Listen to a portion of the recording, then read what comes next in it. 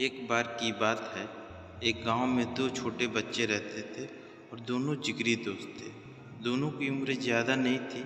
एक की उम्र 6 साल थी और दूसरे की 7 साल। दोनों साथ खेलते, साथ पढ़ते और साथ में ही सारी चीज़ें करते। एक दिन जब दोनों खेल रहे थे तो खेलते खेलते उन्हें ये पता ही नहीं चला कि कब वो गांव के दूसरे फील्ड में आ गए। वहाँ पर एक कुआं था। दोनों खेलने में इतना मशगूल थे कि अचानक से एक बच्चा जो 7 साल का था वो कुएं में गिर गया। दूसरा बच्चा डर भी रहा था और परेशान भी था कि आखिर वो अपने दोस्त को कैसे बचाए।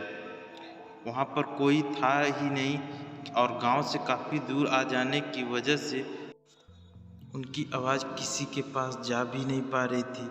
और वो दूसरा 6 साल का बच्चा अपने दोस्त को छोड़कर जा भी नहीं सकता था। तभी वहाँ पर एक रस्सी मिली। उस बच्चे ने अपने दोस्त को रस्सी पकड़ाई और बोला कि तू ज़ोर से पकड़, मैं खींच रहा हूँ। वो 6 साल का बच्चा 7 साल के बच्चे को खींच नहीं पा रहा था, लेकिन वो कोशिश कर रहा था कि कैसे भी उसका दोस्त ऊपर आ जाए। काफ़ी देर लगा पर वो बच्चा अपने दोस्त को कुएं से बाहर निकालने में सफल हो गया और वो दोनों गांव आए।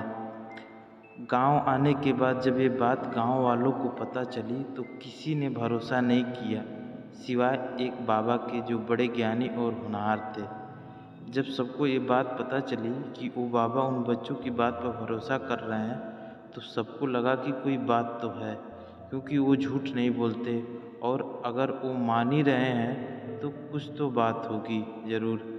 और इसलिए सभी लोग इस बाबा से पूछने पहुँचे कि आप क्यों भरोसा कर रहे हैं। बाबा की बात सुनने के लिए सारे लोग बेताब थे।